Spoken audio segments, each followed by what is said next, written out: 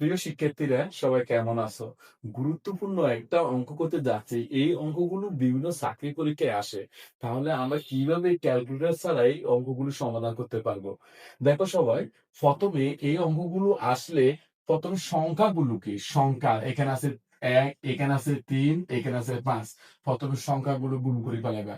তাহলে ৩ একে ৩, ৩ ৫ ১৫।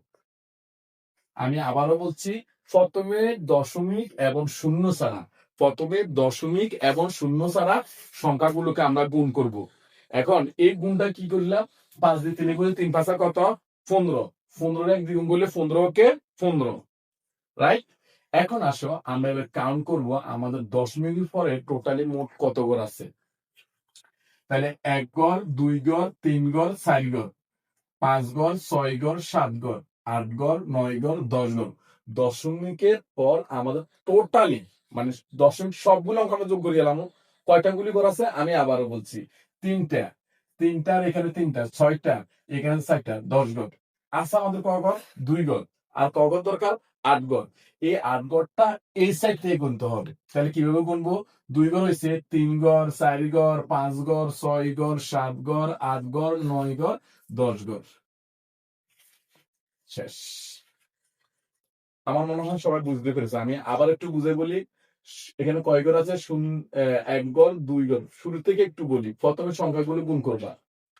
১, ৩, ৫। দশমিক ছাড়া সংখ্যাগুলো গুণ করবা। দশমিক এবং শূন্য ছাড়া। তাহলে ১, ৩, ৫। ৩ ৫ ১৫। কয়টা ঘর আছে? ১ ঘর, ২ ঘর, ৩ ঘর, ৪ ঘর, ৫ ঘর, ৬ ঘর, ৭ ঘর, ৮ ঘর, ৯ ঘর, ১০ ঘর। টোটালি দশমিকের পরে মানে মোট দশমিকের পরে ঘর আছে কয়টা? আমাদের ১০টা। তাহলে আমরা ঘর পাইছি মাত্র কয়টা? ২টা।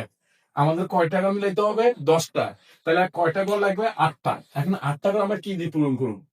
শূন্য দিয়ে পূরণ করতে হবে। কিভাবে করব? এই সাইড থেকে ১, ২, ৩, ৪, ৫, ৬, ৭, ৮, ৯, ১০। সিম্পল। শেষ।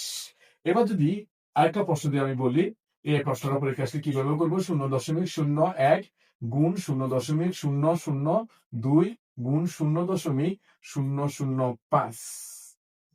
তাহলে এটার উত্তর কত হবে? কমেন্ট করে অবশ্যই জানাবে। ধন্যবাদ সবাইকে।